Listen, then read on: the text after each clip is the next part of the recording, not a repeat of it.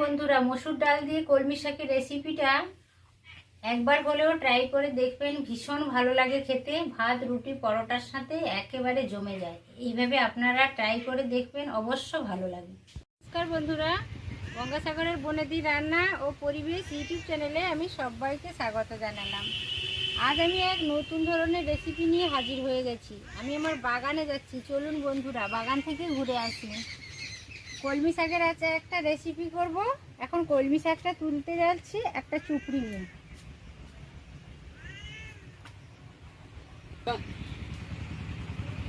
এই দেখুন বন্ধুরা, এটা হচ্ছে আমার বাগান। হরেক রকমের সবজি হয়েছে, শাকসবজি, সবুজ সবজি তো খাওয়া খুবই শরীরের পক্ষে উপকার, সেটা আপনারাও জানেন, আমিও জানি।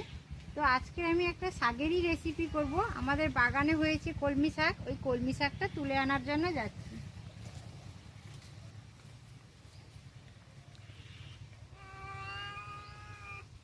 এই দেখুন বন্ধুরা, দারুণ শাক হয়েছে। দেখুন, বাগানের কচি কচি কলমি শাক, কি দারুণ লাগে খেতে। কলমি শাকের তো আজ আপনারা বিভিন্ন রেসিপি করে খেয়েছেন। আজ আমি কলমি শাককে মসুর ডাল দিয়ে রান্না করব, আর সেটা আপনাদের সকলের সাথে শেয়ার করব। দেখতে থাকুন আপনারা, আর আমার চ্যানেলকে সাবস্ক্রাইব করে বনেদি পরিবারের বন্ধু হয়ে যান বরাবরের মতো। এই দেখুন বন্ধুরা, একেবারে টাটকা শাক, কত দারুণ হয়েছে। তুলে নিয়েছি কিছুটা পরিমাণ। আমি তো আজকে শাকটা ডাল দিয়ে করব, ওই জন্য বেশি নিইনি, অল্প নিয়েছি। দেখুন বন্ধুরা, আমি আমার বাগান থেকে এই যে কলমি শাক, টাটকা একেবারে ফ্রেশ কলমি শাক তুলে এনে পরিষ্কার করে বেছে নিয়ে কেটে জল ঝরিয়ে রেখেছি। 2 আঁটি মতো শাক নিয়েছি, আপনারা আপনাদের পছন্দের মতো শাকটা নিয়ে নেবেন। আর 150 গ্রাম মতো মসুরের ডাল আমি 4-5 বার জল পাল্টে ধুয়ে নিয়েছি। মসুরের ডালে প্রচুর নোংরা থাকে।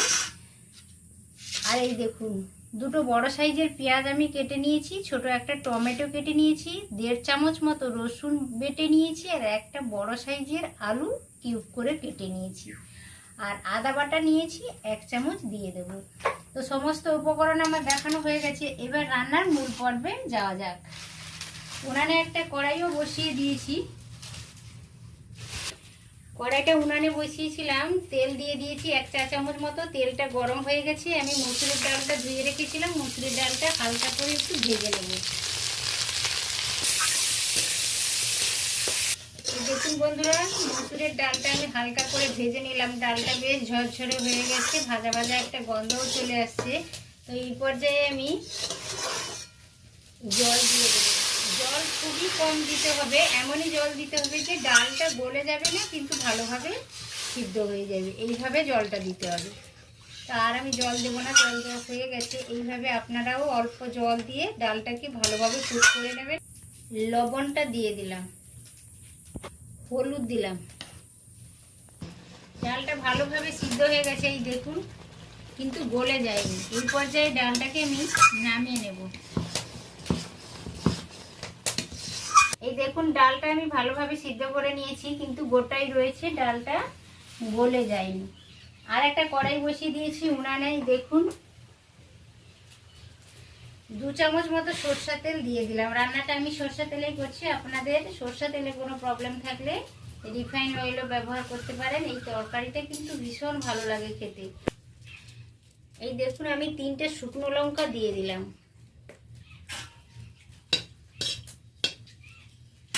এই তরকারিটা ডাল দিয়ে কলমি শাকের তরকারিটা খেতে কিন্তু দুরন্ত লাগে। বন্ধুরা, একবার হলেও এইভাবে ট্রাই করে দেখবেন।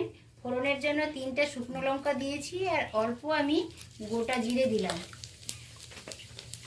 বেশ ভালোভাবে হয়ে গেছে, একটা ভালো গন্ধ চলে আসছে ফোড়ন থেকে। এই পর্যায়ে আমি রসুন বাটাটা দিয়ে দিলাম।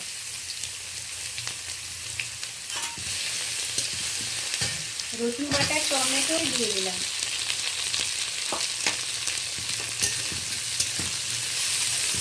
ছোট ছোট কিউব করে কেটে রাখা আলুটা এই পর্যায়ে দিয়ে দিলাম। বন্ধুরা, এই তরকারিটা খেতে ভীষণ ভালো লাগে। হয়তো অনেকে কলমি শাক দিয়ে ডালটা খাননি আগে, বা অনেকে হয়তো খেয়েওছেন।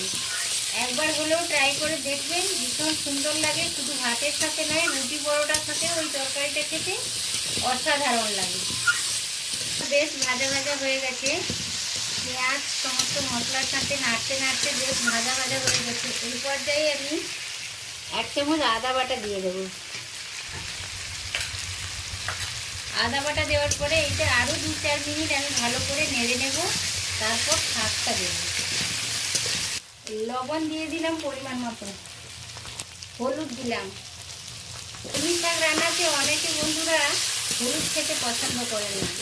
যাদের হলুদে অসুবিধা আছে হলুদ দেবেন না, আমি হলুদ ব্যবহার করলাম। এই পর্যায়ে আমি শাকটা অ্যাড করে দিচ্ছি। টাটকা একেবারে বাগানের কলমি শাক। যাদের বাগানে আছে বাগান থেকে তুলে এইভাবে রান্না করে খাবেন, ভীষণ ভালো লাগে। আর যাদের বাগানে নেই তারা কিনে এইভাবে রান্না করে খাবে, ভীষণ ভালো লাগে।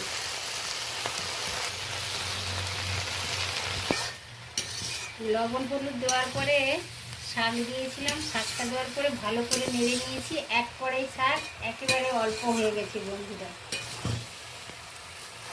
একেবারে নরম কচি শাক। এইভাবে ট্রাই করে দেখবেন। ভিডিওটা শুরু থেকে শেষ পর্যন্ত দেখার অনুরোধ থাকবে। এই দেখুন আলুটা ভালোভাবে সিদ্ধ হয়ে গেছে। তো এই পর্যায়ে আমি ডালটা অ্যাড করব। শাক আলু সব ভালোভাবে কুক হয়ে গেছে। এই পর্যায়ে বন্ধুরা আমি ডালটা অ্যাড করব। সিদ্ধ ডালটা দিয়ে দেব।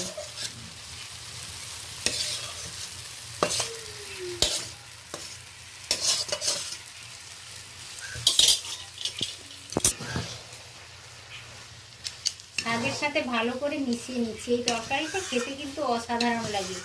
একবার হলেও ট্রাই করে দেখবেন, ভীষণ ভালো লাগে।